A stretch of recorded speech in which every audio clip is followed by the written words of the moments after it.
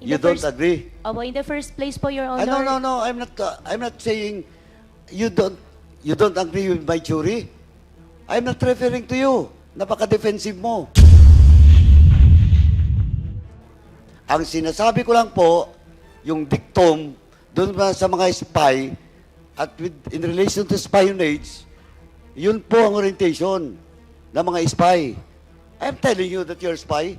Ang sinasabi ko lang po, based on the records and everything, why instead of going and seek refuge to China, in which that is the mother country of your father, hindi ka pumunta at tumuwi doon dahil po, yun po. Just like what happened with Mr. Xi. So now, Congressman Paduano, you're recognized. Thank you, Mr. Chairman. Before I proceed with my follow-up questions with regard to the question raised by Congressman Almario and Congressman Nograles to Ms. Go Haping. Commissioner Alegre. Commissioner Alegre, you're now still with the BID. Tama po? Yes, Mr. Chair. Kailan ka po pumasok sa BID? I was appointed, Mr. Chair, in January 2019 under the last administration. And January 2019, 2019. Your Honor. And I was reappointed just recently, Your Honor, this June 2024, Mr. Chair. Why you were reappointed?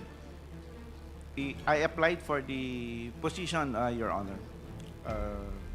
Bakit as a deputy after... Kailan ka ba... Bakit lumabas ka ba? I am in coterminous, Your Honor, with the... So, when was the last... I served, Your Honor, until June 30, 2022. 2022. Then you were reappointed This June to June, June 2024, Your Honor. pero you entered BID In 2019. 19. Yeah. So it's former President Duterte that appoints you. Yes, Your Honor. Previously, before your appointment sa BID, saan ka ba galing? Your Honor, I was a private law practitioner Right. for more than 15 years, Your Honor. Okay, anyway, pwede niyong pagtulungan ni nung taga-BID, ni Commissioner, yung mga tanong ko po. Yes, Your Honor. Anyway, Miss Goaping,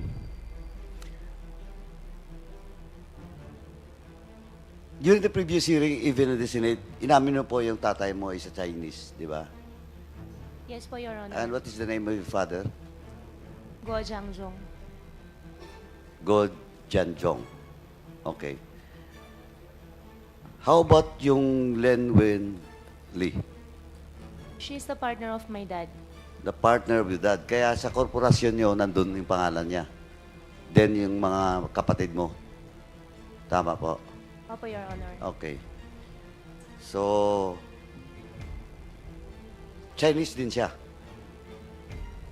Lin Wenyi is a Chinese po. Okay. When was the last time na nagkita kayo ni Len Wen Lee? April this year or May? April or May this year. Saan po? Kung di po ako nagkakamali, sa Marilao. Marilao, Bulacan. Yes po, Your Honor. Bakit may property ba siya dyan? May business niya o ano? Andun po yung embroidery business po. Niya. For the family po. Ay, yung family. Okay. Okay. Anyway, when was the first time that you acquire a Filipino passport? The first time? Your Honor, hindi ko po maalala ngayon. I just have to check yung first passport ko po. Pero sa ngayon po, hindi ko po maalala nung year po. Hindi mo maalala yung year? I think I have four Filipino passport na nakapag-renew ng 3 or 4 times. Pero I just 3 have or to 4 check times. po. BID, do you have a record? Nandito ba yung DFA? DFA? Please. Okay, pwede si. BID, when was the Alice Go acquire her Filipino passport? It's not exactly she acquired it, Your Honor. Our record is when she first used it. So she first used her Philippine passport on April 22, 2008. The number of the Philippine passport is RR 0401472. So, That's a departure, Your Honor. 2008. Yes, Your Honor. So this is the first departure. That was Under this particular name, under the name Alice Go, Your yeah, Honor. Alice Go. Okay. Def A. Def A.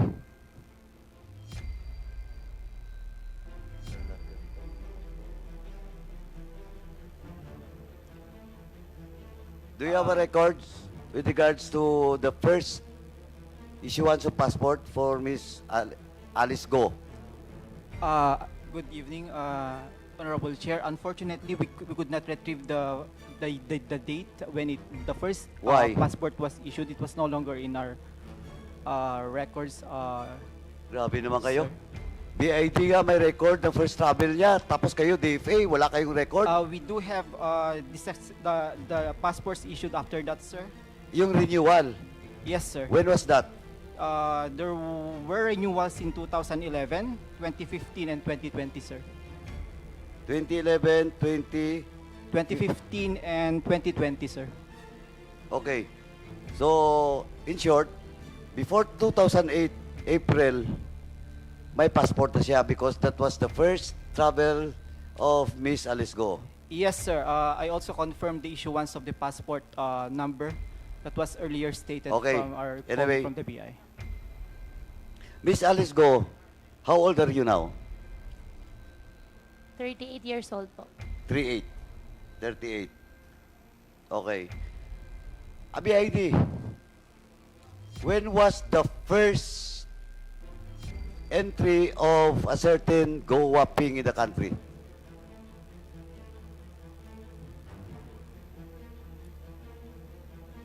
Is it di ba, January ata, 2003? Tama ba?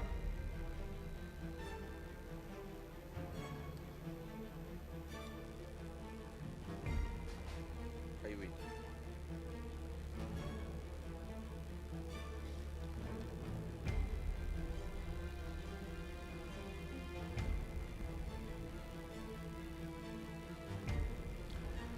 The first entry of Gua Huaping with birthday August 31, 1990 and Chinese passport number 5679410 was on January 12, 2003, Your Honor. So, January 3, 2003. January 12, 2003. January 12, 2003. Yes, Your Honor. Yung date of birth niya? The date of birth of the Gua Hauping in this particular case, Your Honor, is 31 August 1990. 1990. Yes, Your Honor.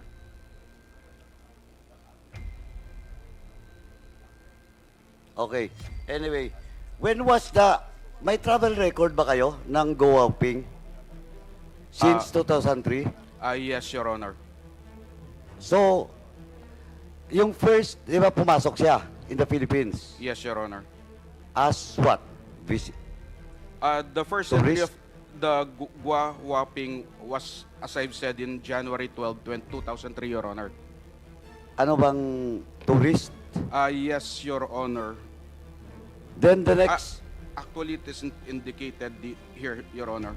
anyway, from the Philippines, yung first na paglabas niya, She left the country on her first departure as Gua Huaping was on December 21, 2006, Your Honor. 2006. So, Go Waping stays in the country for 3 years. Yes, Tama? Your Honor. Yes, Your Honor. Anong visa niya o passport niya? Apparently, Your Honor, during that period, she was able to get an SIRV, a Special Investors Visa, the one issued by the Board of Investments of the Department of Trade and Industry. Okay. So 2006 siya lumabas ng bansa. Kailan siya bumalik? She returned on January 19, 2007, and during this particular time, her status was that of an SIRV, Your Honor. So 2007. Yes, Your Honor. Less than a year, bumalik siya. Yes, sir. Okay. Now, ang next na travel ni Goa Ping palabas ng bansa. So, after that arrival on January 19, Mr. Chair, she again left on January 4, 2008. 2008, left the country. That is correct, sir. Okay. Then, entry. Entry is January 28, 2008. Sandali. Ang paglabas niya is 2008. Di ba? Yes, sir. January 24, 2008, and then she arrived on January 29, 2008, Your Honor. So, few days lang. Yes, Your Honor. Okay. So, same 2008 ang pagbalik. Yes, Your Honor. Pabalik-balik lang si Goa Ping, no? After that, may travel pa ba palabas? Yes, Your Honor. The next departure was on May 15, 2008, and she returned on May 17, 2008. So, matagal siya dito kaysa travel niya palabas. Bumabalik ka agad. Yes, sir. Okay. Now, ang pinaka-last na travel ni Goa Ping, para mabilis na lang po. The last travel of Ho Guaping using she used passport number G34714418 was on March 22, 2011, Mr. Chair. 2011 March. Yes, Your Honor. Okay. That's during her arrival in the country. DFA, when was the renewal of Miss Alice Go doon po sa 2011? Yung first renewal. Huwag ka muna umalis, DFA. Umupo ka nga para mabilis tayo.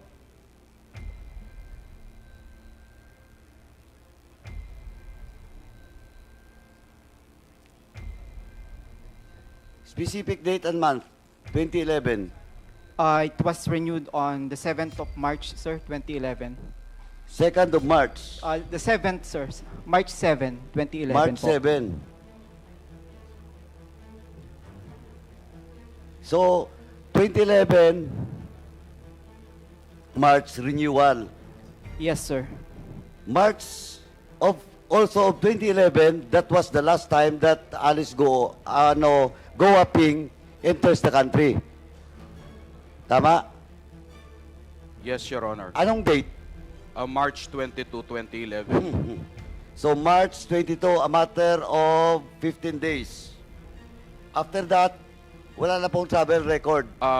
After that, Your Honor, we don't have any more travel of record of So, Guaping. hindi na nakalabas ng bansa si Goa Ping. Yes, Your Honor. So, baka sumakay sa yate. That would be possible, Your Honor. Miss Alice Go. Oh, 15 days. Na-renew mo yung passport mo, Filipino passport. Then, March 15, that was the last travel record of Goa Ping. And after that, hindi na po siya lumabas, hindi na nakita, may Alice Go na passport.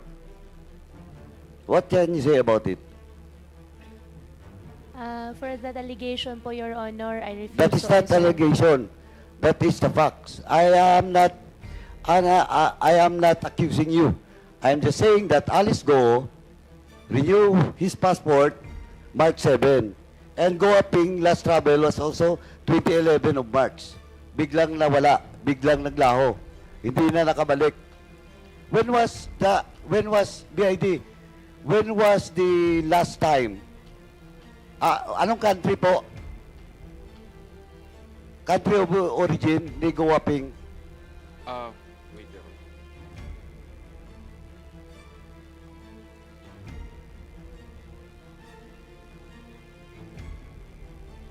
Honor. It wasn't indicated here, Your Honor. Okay.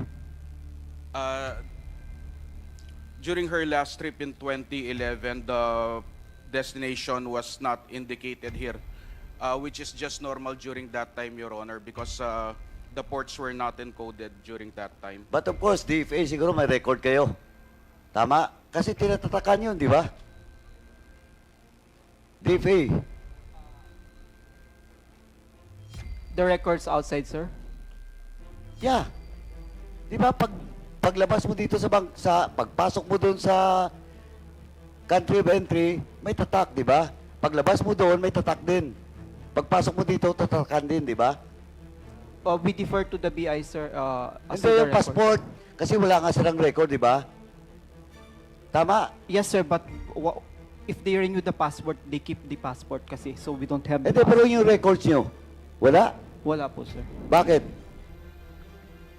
We don't keep the records Yun ang problema, of the Mr. outside Chairman. travel, sir. That's why yung Mr. passport law, dapat ayusin natin yon. We have to amend that. Kasi hindi natin matrace. Kasi, tingnan mo, OBID, yung frequent travel ni Go Aping, anong country?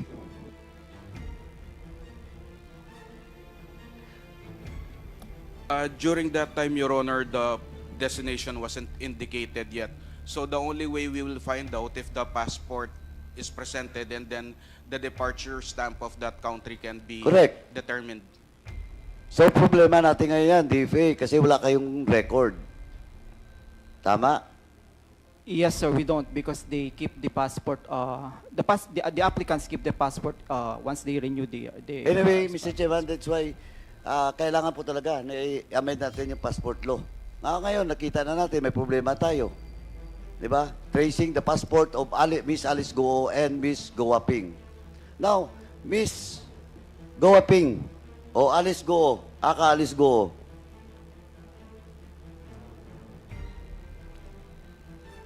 during the investigation sa Senate, saka dito, di ba, yung travel mo from the Philippines, sumakay kayo sa yate, as also told by your sister, di ba ang entry nyo is Malaysia, tama? Yes po, Your Honor. Then, nag-Indonesia kayo, Singapore. Opo, Your Honor. Your Honor, regarding po doon, I have immigration cases na rin po. Hindi, tinatanong lang kita. Opo. That is not incriminating. What is incriminating na sinabi mo na yan doon? Sa hearing, nire-review ko lang. Opo. Di ba? On record na yan. Di ba naka-record na yan? Tama? Opo, Your Honor. Okay. Now, why Miss Alice Go?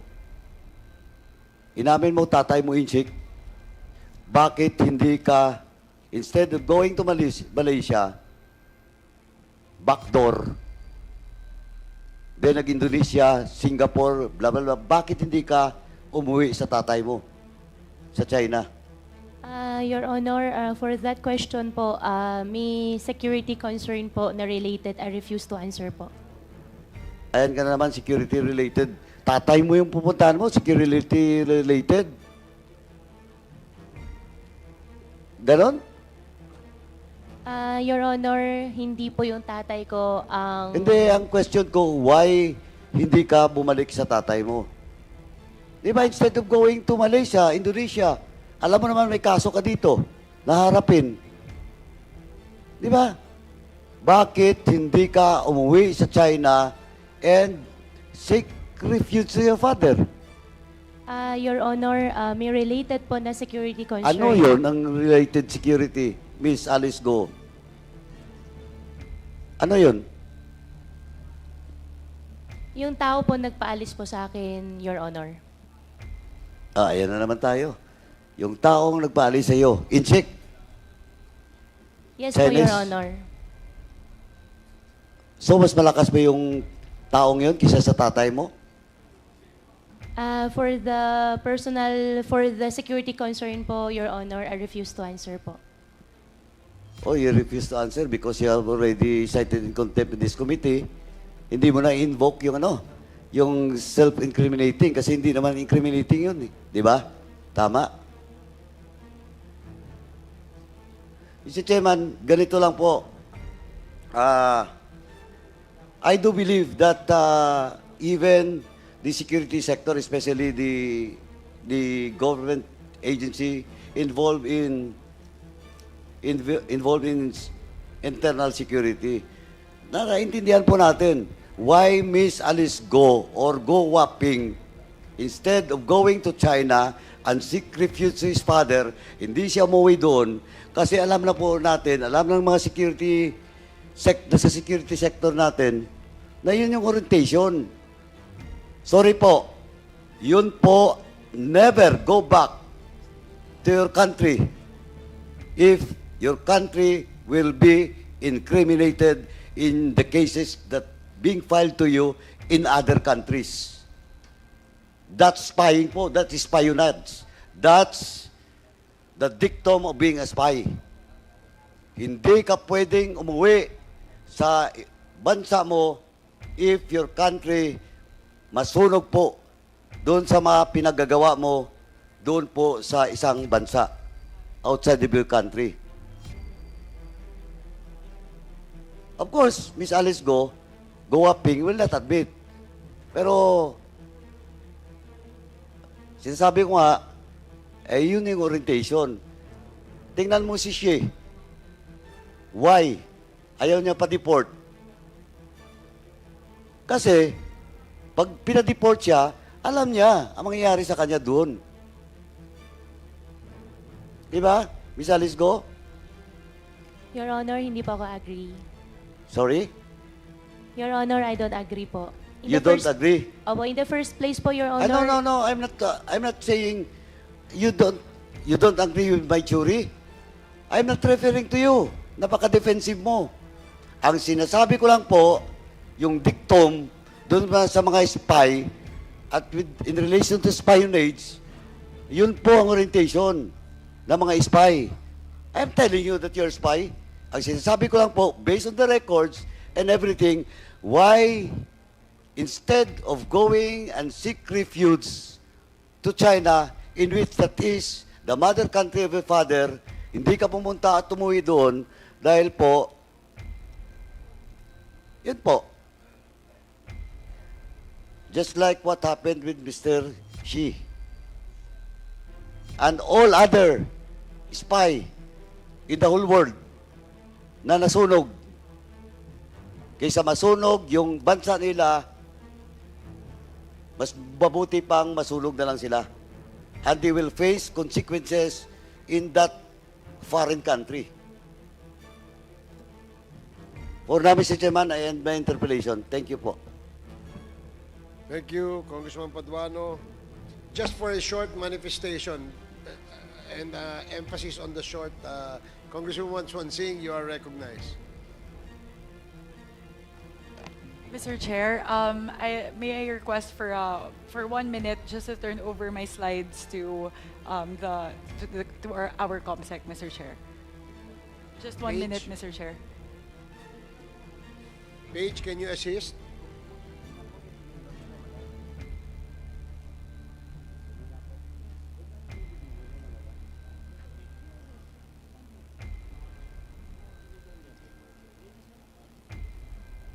After the manifestation of Congresswoman Swansing, the next to interpret is Congressman Dan Fernandez. After the short manifestation.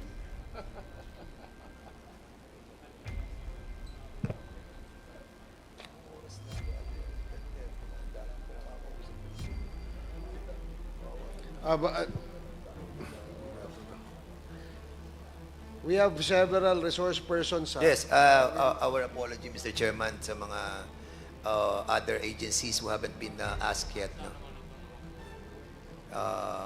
we will be dealing with different agencies now after the Congressman Swansing.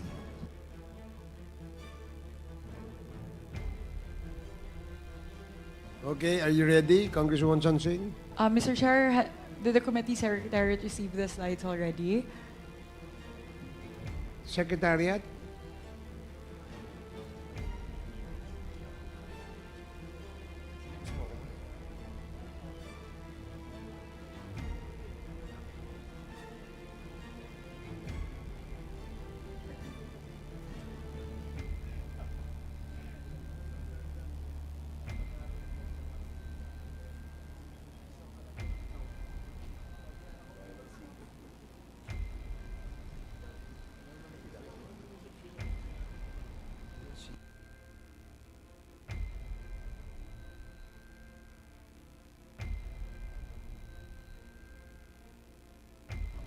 Oh, wala pa ba? Ano?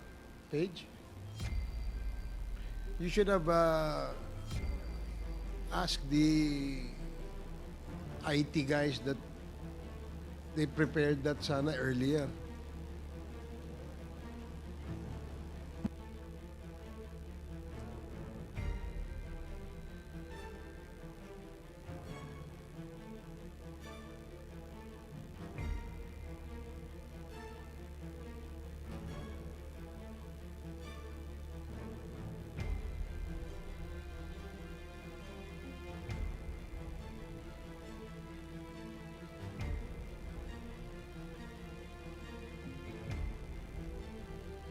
Congresswoman Swansing, I hope you don't mind. Let's proceed first with Congressman Dan Fernandez, and then after Congressman Fernandez, your short manifestation. Is that Mr. okay? Chair, if with your permission, Mr. Chair, my slides and my manifestation is very much related to the interpellation of the Honorable Paduano. So maganda po siya na follow up doon po sa interpellation ni Kong Paduano. Okay, sige. Okay na? Okay, sige. Please proceed. Thank you very much, Mr. Chair. Mr. Chair, I just wanted to put together a few of the documents that were previously presented in this committee as well as in the Senate hearings with regard to the identity of a certain Go Huaping. So, Mr. Chair, here in the first slide, this was sourced from the Bureau of Immigration. This is the list of travel records for Go Huaping. And here on this slide, I wanted to highlight here the date of birth that's indicated on the list of travel records, which is the date of birth repeatedly mentioned in this hearing, which is August 31, 1990.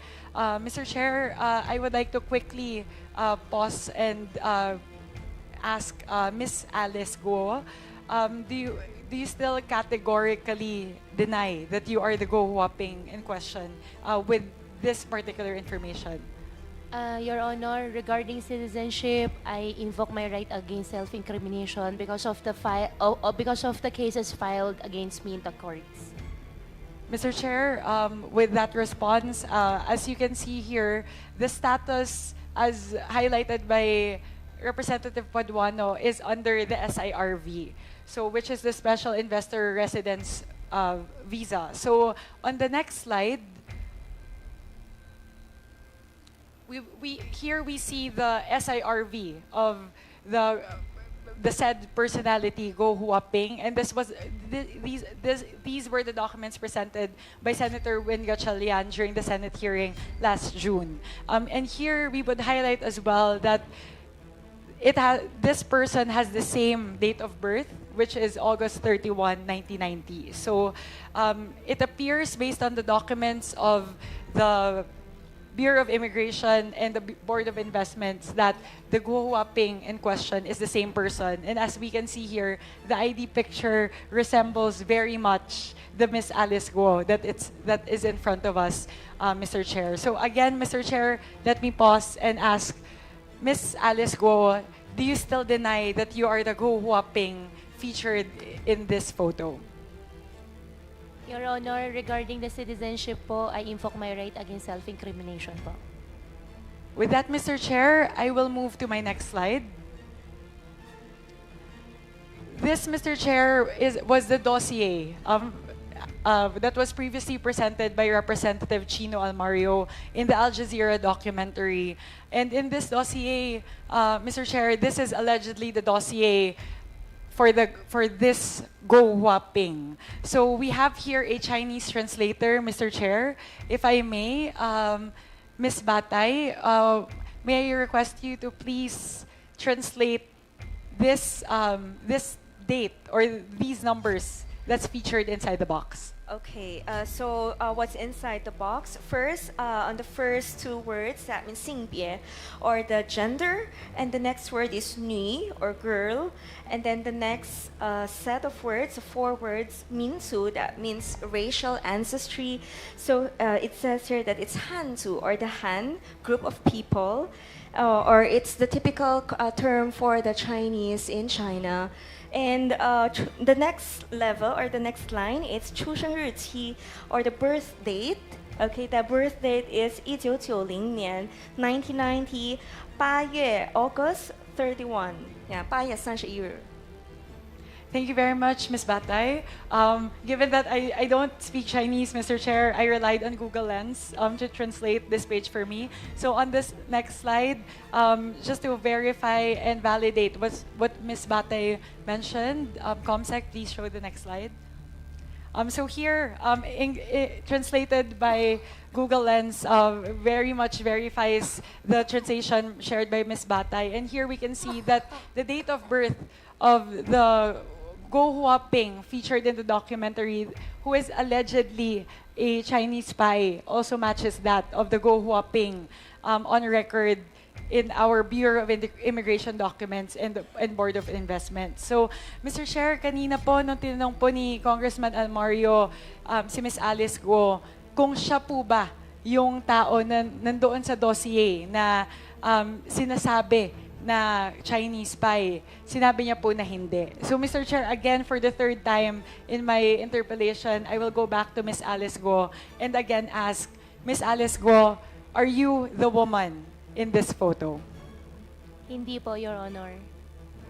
Mr. Chair, yun lang po. 3 times during my interpellation, Mr. Chair, 3 beses po na sinabi ni Ms. Alice Go, itinanggi niya na siya po ang babae na nasa litrato. Pero nakita naman po natin na yung babae po na nandun sa aking pangalawang slide na nasa ID picture ng SIRV ay napakalapit po sa itsura ng babae na nasa litrato po doon sa dossier na sinasabi na Chinese spy. At napakalapit din po sa lahat po ng mga nadidito ngayong gabi. Nakikita naman po natin na ang Miss Alice Go na nasa harapan natin ay kamukhang-kamukha po yung nasa 2 litrato na ating pong ipresenta. So, Mr. Chair, yun lang po. I just wanted to add a little bit more beef doon po sa ating pong assertion na mukha pong yung babae po na tinutukoy doon po sa dokumentaryo